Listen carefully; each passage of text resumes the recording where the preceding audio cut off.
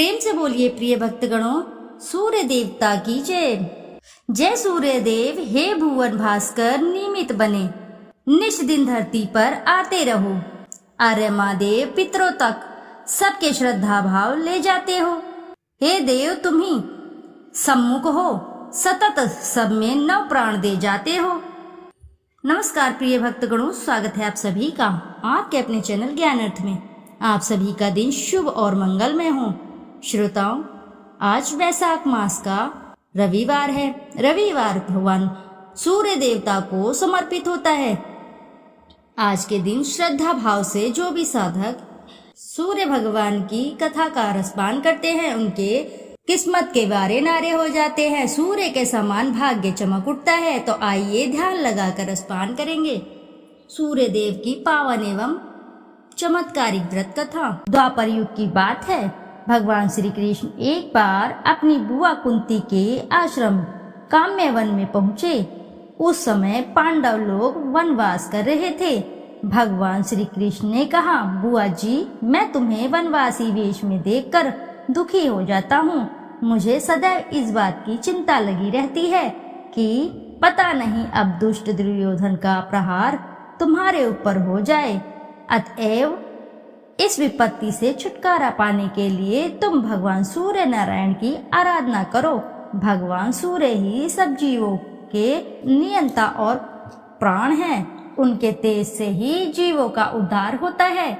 भगवान श्री कृष्ण ने बतलाया कि एक बार शंकर जी से पार्वती जी ने कुछ पूछा था, उसे मैं तुमसे बतला रहा हूँ। शिव जी ने पार्वती जी से कहा, यदि तुम इस बात की जानकारी प्राप्त करना चाहती हो तो मथुरापुरी में जाओ। यहाँ सूर्यपुत्री यमुना जी की धारा प्रवाहित होती है। यमुना के तट पर ऋषि महर्षि मुनि आदि निरंतर तपस्यारत रहते हैं।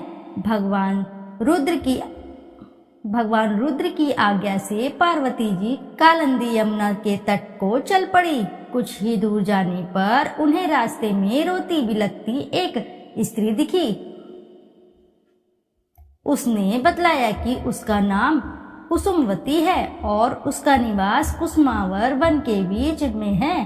संतानहीन होने के कारण उसके पति वसंत ने उसे त्याग दिया है और इस प्रकार वह निराश्रिता हो गई है।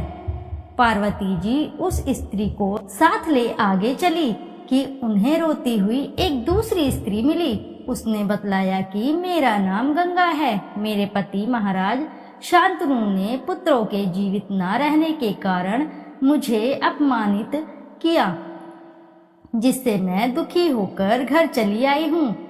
इसी प्रकार थोड़ी दूर जाने पर मधुवन में माधवी नाम की एक स्त्री और मिली, जो पति के वैभव का नाश होने के कारण घर से निकाल दी गई। इसके अनंतर आगे जाने पर कुमुद वन में कुमुदा नाम की स्त्री से भेंट हुई, जिसके पति को राजा ने बंदी बना लिया था और वह व्याकुल होकर विलाप कर रही थी। उन सभी स्त्रियों को साथ लेकर पार्वती जी यमुना तट पर जा पहुंची। उस तट पर पूजनोत्सव देखकर पार्वती जी ने ऋषि पत्नियों से पूछा कि यह किस देव की आराधना हो रही है, इस पूजन का विधान फल क्या है। उनकी बात सुनकर एक ऋषि पत्नी ने कहा, यह जगत पिता सूर्य नारायण का व्रत है और सभी मनोरथ को पूर्ण करने वाला है। इस व्रत को करके प्रत्येक नर नारियों ने अभीष्ट सिद्धि प्राप्त की है। तुम्हें भी यदि कोई वांछा हो तो इस व्रत को करके प्राप्त करो।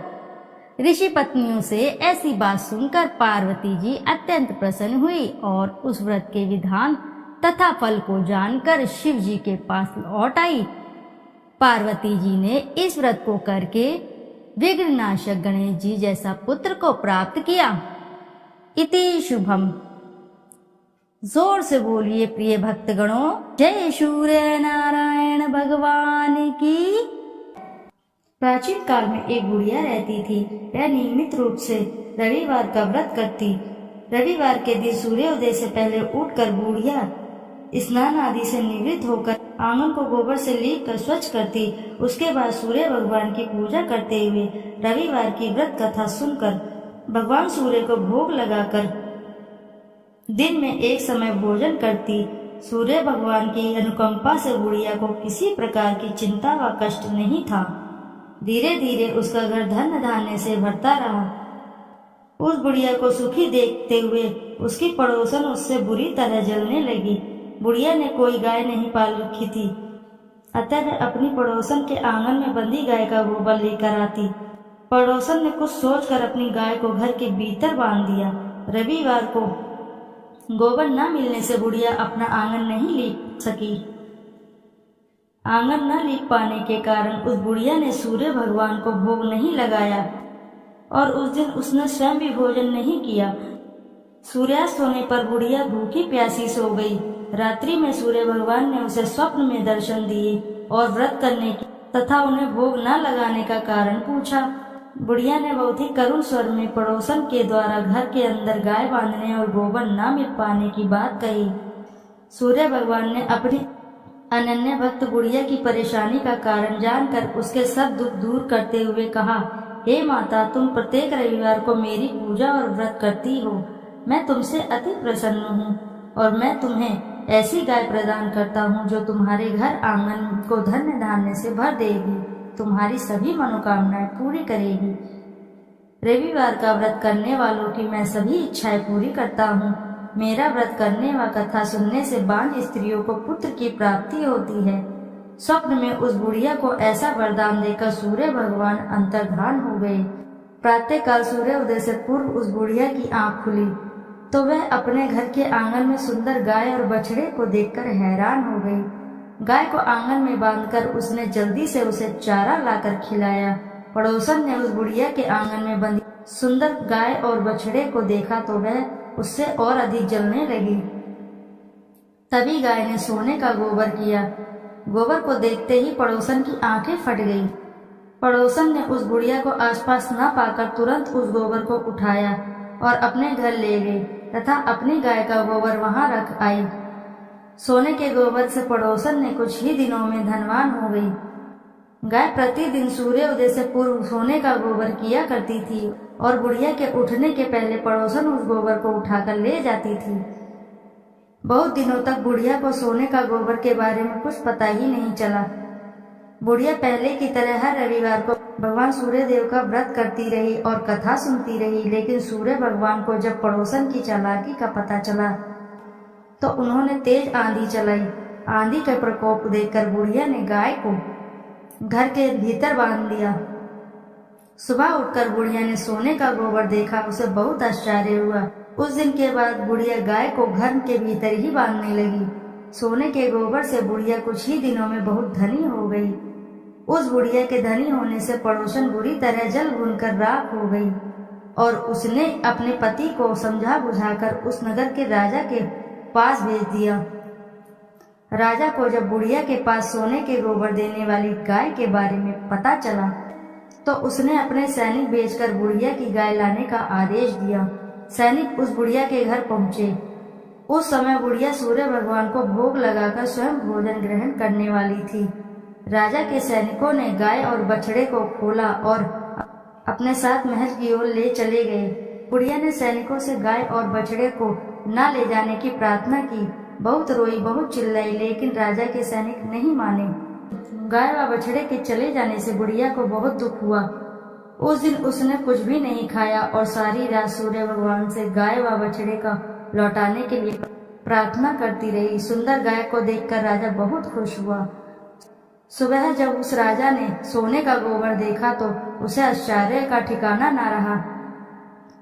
उधर सूर्य भगवान को उस भूखी प्यासी बुढ़िया को इस तरह प्रार्थना करते देख उस पर बहुत करुणा आई। उसी रात सूर्य भगवान ने राजा को स्वप्न में कहा, राजन, बुढ़िया की गाय व बछड़ा तुरंत लौटा दो, नहीं तो तुम पर विपत्तियों का पहाड़ टूट पड़ेगा, तुम्हारा महल नष्ट हो जाएगा। सूर्य भगवान के स्वप्न से बुरी तरह भयभीत राजा ने उठते ही गाय और बछड़े को तुरंत लौटा दिया। राजा ने बहुत सा धन देकर बुढ़िया से अपनी गलती की क्षमा मांगी। राजा ने पड़ोसन और उसके पति को उनकी इस दुष्टता के लिए दंड भी दिया। फिर राजा ने पूरे राज्य में घोषणा कराई कि सभी स्त्री पुरुष रविवार का व्रत किया करें। रविवार का व्रत करने से सभी लोगों के घर धन्य धान्य से भर गए, चारों ओर खुशहाली छा गई, सभी लोगों के शारीरिक कष्ट दूर हो गए। राज्य में सभी स्त्री पुरुष सुखी रहने लगे और सुखी जीवन यापन करने लगे। बोले सूर्य देव की जय। आइए अब करते हैं सूर्य चालीसा। दोहा। संत शरण पदम कंजयुत महीधारी, शीश नवाए सूरज चालीसा लिखो, मोह कम हो सहाय।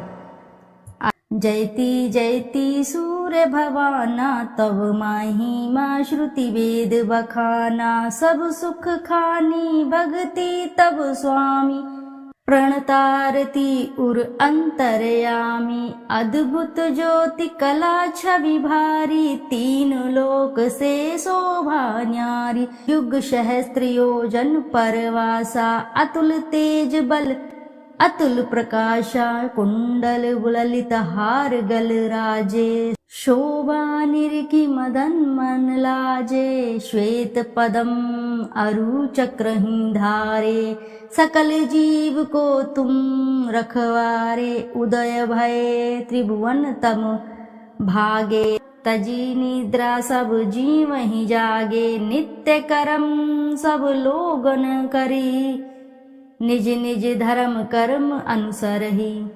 कहीं वेद तव द्वादश नामा, अखिल लोक सब पूरन कामा। रवि आदित्य दिनेश दिवाकर, हरत सकल श्रम जीव चराचर। उद्यम सर्वस नाम है राजे, जेहि के तन अतुलित दुति छाजे। वेगवान वाहन तव नाथा, ब्रह्मन करे नित प्रभु के साथा। अदर अमर जीते नहीं कोई, सिंधु मथे उत्पत्ति भई सोही। तब सुत कर्म महाबलवाना, समर जितेऊ अगणित भट नाना। ते ही सम नहीं जग में को दानी, जासो कीर्ति सब जगत बखानी। कश्यप पुत्र गरुण के भाई, अरुण नाम साथी कहाई। समय पाई जब राहु ग्रासे, त्रिभुवन में तब तम अति भासे। ग्रहण पर्व पंडित सब कहीं, मोक्ष हेतु सादर नर करहीं। स्नान दान अरु व्रत अचारा, करहीं यत्न जेहि हो उदारा। एहि कर महिमा वेद पुराना, विविध भांति सब ग्रंथ बखाना। उदय अस्त लो तुम्हरो राजा, करत सदा भक्तन को काजा। जो नर ध्यान तुम्हारो लावे, मन वांछित फल निश्चय पावे। धनी धनी महिमा तुमरो नाथा, नमत जीव सब धरी महिमा था। पढ़े सुने जो सूर्य चालीसा, वाको होत सकल अग खीसा। खग मृग जीव जंतु नर नागा, मेघ झरत कुसुमित वन बागा। वृक्ष लतादिक तब अधीना, जीमी जल पाई सुखी हो मीना। कुष्ठ ग्रस्त रह जो नर कोई, ध्यान धरे ताकर दुख खोई। लवण रहित व्रत रवि को करही, वाको दुख पावक माज रही। भूमि शयन प्रभु पद चित लावे, वर्ष एक एहि भांति बितावे। पाठ करे नित सूर्य पुराना, करी पूजा धरे उर ध्याना। व्रत पूरा करी होम करावे, दान दे अरुण विप्र जिमावे। हवन भस्म मर्दे सब अंगा, ताको दुख निश्चय हो भंगा। मधु अमीश रवि दिन कर पाना, रोगी सात जन्म परमाना। जन्म जन्म महा धन दुख पावे, रौख नरक अंत में आवे। तैल मास मधु नारी जो त्यागहीं, वाको दुख व्याधि सब भागहीं। पाठ करे गृह पीड़ा नाशे, मोक्ष ज्ञान बहुविधि उद्भासे। पूजन बंध करे जो कोई, पुत्रवती निश्चय सो होई।